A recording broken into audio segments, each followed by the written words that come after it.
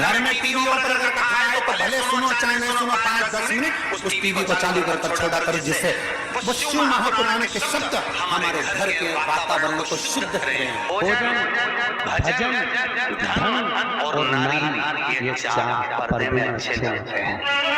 क्या है? जब को लो भोजन, भजन, धन और नारी ये चार पर्दे में अच्छे लगते हैं। भोजन करो तो घर में टीवी पर अगर कथा है तो भले सुनो चाहे नहीं सुनो 5-10 मिनट उस टीवी को चालू कर छोड़ा करो, जिससे वो शिव महापुराण के शब्द हमारे घर के वातावरण को शुद्ध करें। भोजन, भजन, धन और नारी ये चार पर्दे में अच्छे लगते हैं। क्या है? जब को लो भोजन, भजन, धन और नारी ये चार पर्दे में अच्छे लगते हैं। भोजन करो तो पर्दे में बैठ कर करो, भोजन बनाओ तो पर्दे में बनाओ, और धन भी रखना है तो पर्दे में रखिए, तिजोरी में रखिए। और भजन करना है तो गौमुखी माला भी अपनी गौमुखी के अंतर्गत होना चाहिए, भजन भी पर्दे में हो। और नारी भी जरा सा भोजन, वो दुर्योधन ने कहा सपनी मामा से मामा मेरे इतने भाई मर रहे हैं और 5 पांडव नहीं मर रहे, अगर इनको मारना चाहे तो भीष्म पितामह 2 क्षण में मार दे। आखिर भीष्म पितामह को क्रोध क्यों नहीं आ रहा है, इनको गुस्सा क्यों नहीं आ रहा है? तो कहा इनको गुस्सा न आने का कारण केवल इतना है क्योंकि भीष्म पितामह जब भोजन करने जाते हैं तो भोजन जो भीष्म पितामह करते हैं वो पर्दे में करते हैं। अगर भीष्म पितामह के भोजन पर चंडाल की दृष्टि पड़ जाए तो भीष्म पितामह को क्रोध आ जाए। तो मामा ये बताओ कि उस भीष्म पितामह के भोजन पर चंडाल की दृष्टि पड़ना है तो भीष्म पितामह एकांत में भोजन करते हैं, पर्दे में भोजन करते हैं, फिर मैं चंडाल कैसे देखूं? इतने में सपोनी मामा ने कहा भांजे तू चंडाल से कम है क्या? तेरी दृष्टि दे, तो तेरी दृष्टि दे। और जैसे दुर्योधन ने कहा मामा तुम मुझे चंडाल कह रहे हो, नहीं कह रहा, मैं तो प्रैक्टिकल करने की बात कर रहा हूं, प्रैक्टिकल करके देख लो। और जैसे दुर्योधन ने भीष्म पितामह के भोजन पर अपनी दृष्टि दी और आज भीष्म पितामह ने संकल्प ले लिया कि कल का सूर्यास्त होते हुए अर्जुन नहीं देख पाएगा, मात्र भोजन करा और बुद्धि बिगड़ गई। ये भोजन का असर है।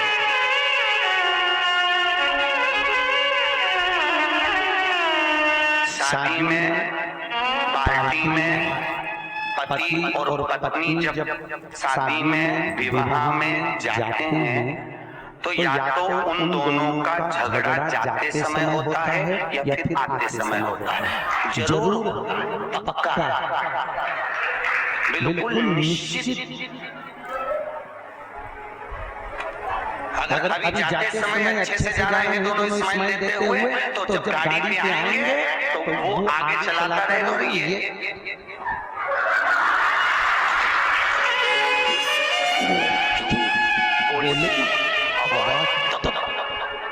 कुछ आवाज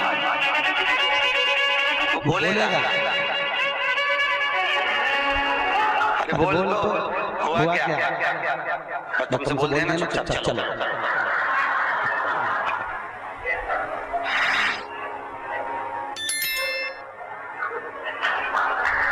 चलो चुपचाप। क्यों? अब कोई समझ तो पाया नहीं, कथा में समझ जाओ। भोजन का असर है, जैसा खाया अन्न वैसा हो गया मन। हमारे अग्रवाल जी द्वारा रोज कथा के बाद में प्रतिदिन शाम को भंडारा प्रसादी रखी जाती है। क्यों? क्योंकि जो भोजन बन रहा है उसमें यहाँ की कथा का पूरा प्रेषण पड़ रहा है और वो अन्न शुद्ध होता जा रहा है। तो जितना खाकर जाएंगे घर जाकर भी रात में भी सपने में संगति नजर आएगा, सपने में भी भोलेनाथ दिखेगा। और शादी पार्टी में से भोजन कर आओगे, कथा पर चले सपने में कुछ नहीं दिखा। भोजन का जैसा खाया अन्न वैसा हो गया मन। भोजन का बड़ा असर। जैसा पिया पानी वैसी हो गई पानी, और जैसा पिया दूध वैसा बन गया बुद्ध। बुद्धि कैसे बनती है? दूध से। गौ माता का दूध पियोगे तो गाय जैसे निर्मल हो जाओगे, थैली का पियोगे तो थैली, डब्बा पियोगे तो डब्बा। तुम जैसा दुग्ध का पान कर रहे हो वैसे अपनी प्रवृत्ति बन रही है। भीष्म गीता के अंतर्गत भीष्म पितामह ने बाणों की सैया पर पड़े रहकर अर्जुन को ज्ञान उपदेश दिया। अर्जुन 4 तरह का भोजन बेकार होता है। अर्जुन ने पूछा महाराज कौन कौन सा पितामह? पितामह ने कहा 4 तरह का भोजन बेकार है। पहला अर्जुन जिस भोजन की थाली को कोई लांघ करके ले जाए वो नाली में पड़े हुए कीचड़ के बराबर है। दूसरे नंबर का भोजन जिस भोजन की थाली में ठोकर लग गई वो कीचड़ के बराबर है। और तीसरे नंबर का भोजन जिस भोजन की थाली में केश पड़ा हो, बाल पड़ा हो वो दरिद्रता प्रदान करने वाला होता है। और चौथे नंबर का भोजन अर्जुन सुन, पति और पत्नी अगर एक ही थाली में साथ बैठकर भोजन कर रहे हो तो वो मदिरा के बराबर होता है, मदिरा के तुल्य है। और अर्जुन पति के जीने के बाद अगर पत्नी उसी थाली में भोजन करती है तो वो चारों तीर्थों के मंदिर के प्रसाद से बड़ा महाप्रसाद बन जाता है। उस प्रसाद को तुम्हें सास कितना समझाती है बेटा साथ में बैठ के मत खाओ, पर तुम्हें बुरा लगता है। तुम्हें लगता है बताओ ये तो हमारा भला ही नहीं चाहती, हमारा बुरा चाहती है। भैया वो क्यों कह रही है उसको मालूम है कि ये भोजन श्रेष्ठ नहीं होगा। हाँ, अगर दोनों को साथ बैठ के खाना है तो 2 थाली लगाओ, एक साथ बैठो एक साथ खाओ, मना नहीं है। पर भोजन की एक थाली में दोनों को भोजन नहीं करना चाहिए।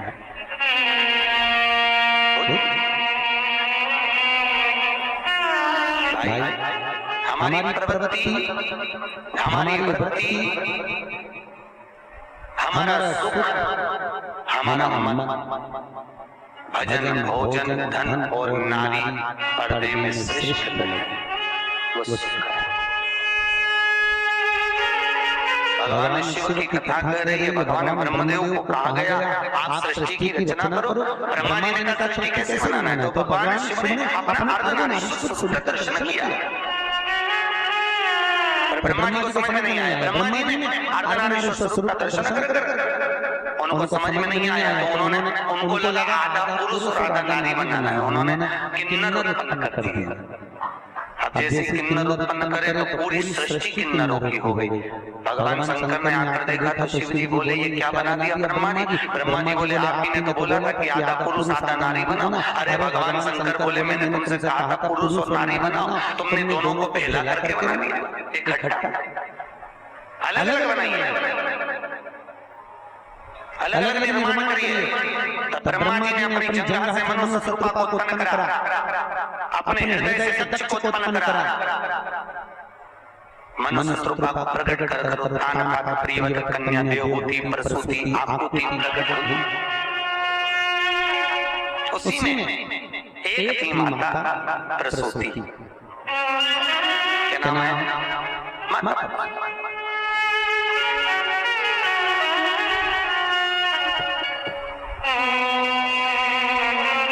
प्रसूति का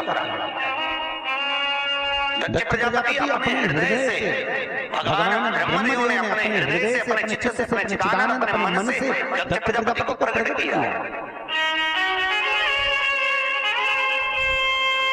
और दक्ष प्रजापति जब भगवान माता प्रसूति के साथ में दक्ष प्रजापति का विवाह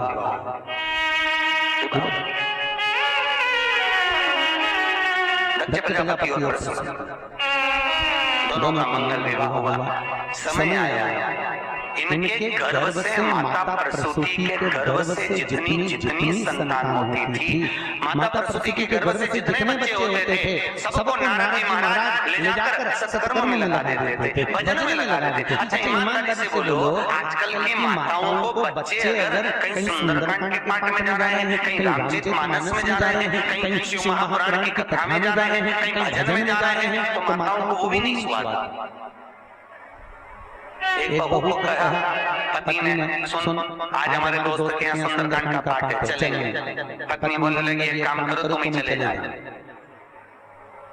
पति ने थोड़ी देर बाद आकर बोला सुन आज हमारे दूसरे दोस्त के यहाँ पर पार्टी है तो क्या मैं 4 बजे तैयार हो जाऊंगा। कितना भैया बोल मेरी जीवा हरि हरि, दस भोजन पान करे और राम नाम में मरी मरी। बोल मेरी जीवा हरि हरि। भजन चित्त ध्यान। शिव पुराण कहती है बहुत घंटों तक, 4 घंटे 5 घंटे 3 घंटे तक भगवान का सम्मुख बैठकर भजन करने की भी जरूरत नहीं है। यहाँ शिव पुराण कहते हैं क्या करना। शिव महापुराण कहती है केवल एक क्षण, केवल एक क्षण भगवान के मंदिर में जाओ और भगवान के मंदिर में पहुंचकर एक क्षण में भगवान शंकर से, भगवान राम से, भगवान कृष्ण से नेम लड़ा और नेम लड़ाए और नेम लड़ गए तो भगवान शिव तुम्हारा और तुम शंकर के हो जाओगे। ये पक्का है। शिव के तुम और तुम क्या है? बस तुम्हारी चित्त, तुम्हारी वृत्ति, तुम्हारी सोच, तुम्हारे नयन भगवान के चरणारविंद की ओर, तुम्हारा चिदानंद स्वरूप भगवान शंकर की ओर।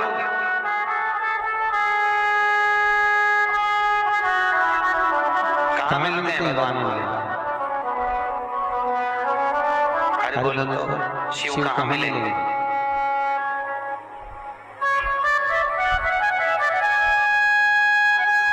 किस जगह पर प्राप्त होंगे? शिव महापुराण में कहती है शंकर को ढूंढने का सबसे सुंदर तरीका कहीं मत जाइए, किसी स्थान पर नहीं, किसी जगह पर नहीं। अगर शंकर को ढूंढना है अपने ही घर में, जिस देवालय में आप पूजन करते हो वहाँ एक छोटा सा लिंग जो रखा हुआ है, वो लिंग में ही शंकर की प्राप्ति होगी।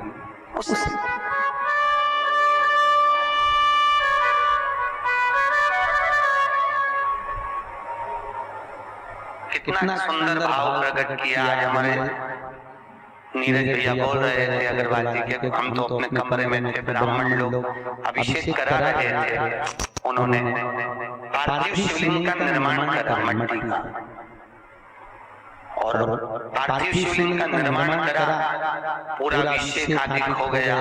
शिव जी का अभिषेक होने के बाद में जब शंकर जी का सुंदर लिंग का दर्शन करा तो उन्होंने फोटो भी लिया नीरज भैया ने।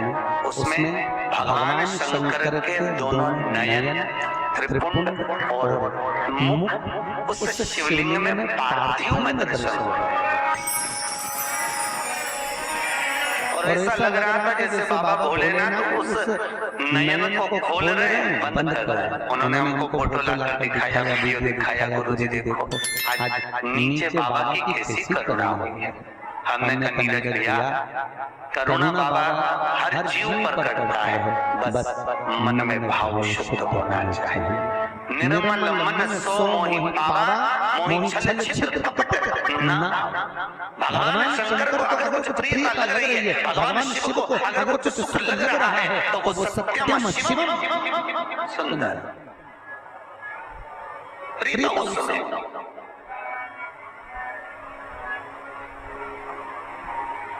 लोग मंदिर रोज जाते हैं, अरे बोलो तो सही, रोज। पर एक मन में कभी विचार क्या है? एक पत्थर का टुकड़ा मंदिर के अंदर गया, एक पत्थर की मूर्ति मंदिर के अंदर गई, एक पत्थर की शिला मंदिर के अंदर गई, एक पत्थर की मूर्त मंदिर के अंदर गई, एक पत्थर का टुकड़ा मंदिर में गया और वो भगवान बन गया। और इंसान कई सालों से मंदिर जा रहा है तो भी वो सही इंसान ही नहीं बन पाया। भगवान को बनने की बात ही दूसरी है, भगवान बनने की बात बहुत दूसरी है। पत्थर बदल गया, मंदिर में जाकर भगवान बन गया। और इंसान मंदिर जाकर ये सफाई नहीं हुई, ये ऐसा हो गया, वो पानी डूब गया, वो ऐसा हो गया। मंदिर में जाकर भी हम केवल रुपया छाट रहे हैं मंदिर में, केवल पूरे मंदिर में हमने जाकर केवल रुपया वो छाटा है। ये कैसा हो गया, ये कैसा? भैया मंदिर में जाओ, कुछ ना ढूंढिए, मंदिर में जाकर केवल शिव को ढूंढिए।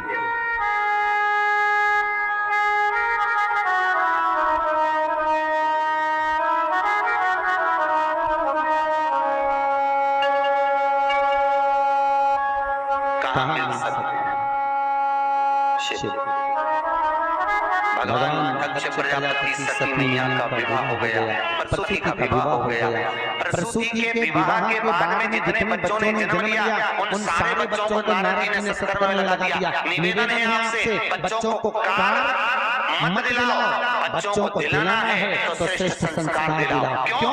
बच्चों को कार दिलाओगे तो बच्चे बेच कर खा जाएंगे, संस्कार दिलाओगे तो बच्चे कारों की लाइन लगा देंगे। कार घर में शोभा तब देगी जब बच्चों में संस्कार होंगे। जिन बच्चों में संस्कार ही नहीं है तो कार दिलाकर शोभा कहां से लेकर आओगे साहब? क्या करोगे शोभा? वो धन किस काम का? जहां आए हुए अतिथि का मान न होवे।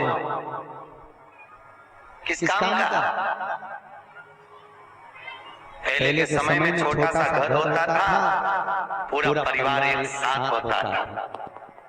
कितना बड़ा परिवार होता था, 3-4 काका काकी, 8-10 मामा, 5-10 बुआ। कितना बड़ा परिवार, छोटा सा मकान, सब उसी में आते, उसी से चले जाते। वहीं उनका लड्डू, पेड़ा, दाल बाटी, बाबला सब खिला के, मालपुआ, रबड़ी सब खिला के उनको दादा कर देते। वहीं सब सो भी जाते, इतने कमरे में वहीं बात भी हो जाती सारी। और अब जैसे जैसे मकान बढ़ गया, और बड़ा मकान तो बढ़ गया, पर मन छोटा हो जाता। अब रिश्तेदार आते हैं तो पूछते हैं क्यों बहू नहीं दिखती? तो सास 3 बार तो पानी का गिलास गिरा देती है कि 2-3 में से एक तो आ जाओ कमरे में से निकल। मेहमान आए हैं, बड़ी बहू सोचती है छोटी जाएगी, छोटी सोचती है मंझली जाएगी, मंझली सोचती है संजली जाएगी। बेचारी सास अकेली चौका में गई रसोई घर में, पानी भर के लिए आई और मेहमानों को पिला दिया। फिर पूछा तो मैंने नहीं दिख रही, आती होगी, अभी बस बच्चों को पढ़ा रही होगी। उसको क्या मालूम सास को संभालना है कि कमरा में सो रही है।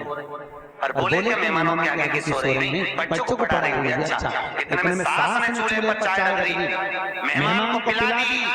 तब बहू उतर के नीचे आई, उसने सोचा अम्मा ने चाय बना के रख दी होगी, चलो मैं भी पी लूं। तब बहुत विडंबना है ऐसा, बहुत विडंबना। हम कहते हैं धन लक्ष्मी घर में आए, मना नहीं है, खूब कमाओ। शास्त्र कहता खाओ उतना जितना पचा सकते हो।